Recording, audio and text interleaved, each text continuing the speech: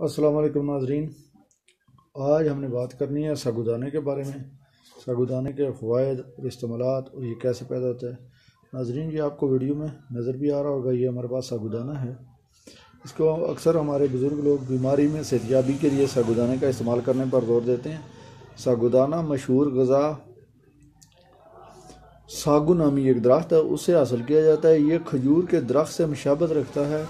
फलेगा नामी जजीरे में ये सागुदाना पाया जाता है और ये फलेगा नामी एक जजीरा है जहाँ इसकी काश्त भी की जाती है।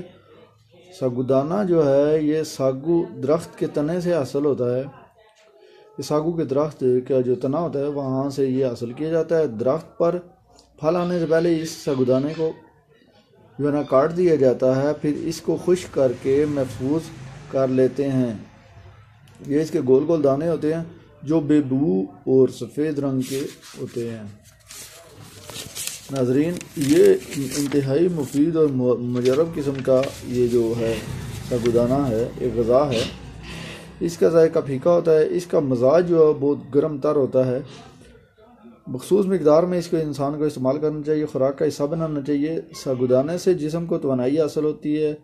तिब्बी ज़ुबान में कार्बोहाइड्रेट फराहम करने का ये एक बहुत बेहतरीन ज़रिया है। इसको दूध और पानी में मिक्स करके जो है ना इस्तेमाल किया जाता है, पकाया जाता है। तिब्बी माहिरीन के मुताबिक मैदे के लिए ये बहुत ही मुफीद चीज़ है। ये जिस्म से कोलेस्ट्रॉल को कम करता है, बदन को फरवा रखता है। बुखार या आपको टाइफाइड बुखार, मलेरिया या बड़े बुखारों या आपको लगातार मुश्क लगने की वजह जो वीकनेस पैदा हो जाती है, तो इसको मरीज़ जो है ना कमज़ोरी के लिए, ऐसी वीकनेस या कमज़ोरी के बाद लोग इसको खाते हैं। ये अपनी तवानाई बहाल करने के लिए बहुत अहम तरीन चीज़ है।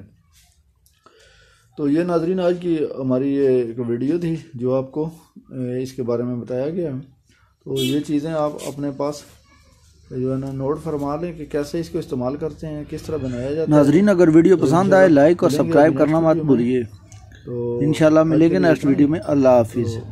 याद रखिए।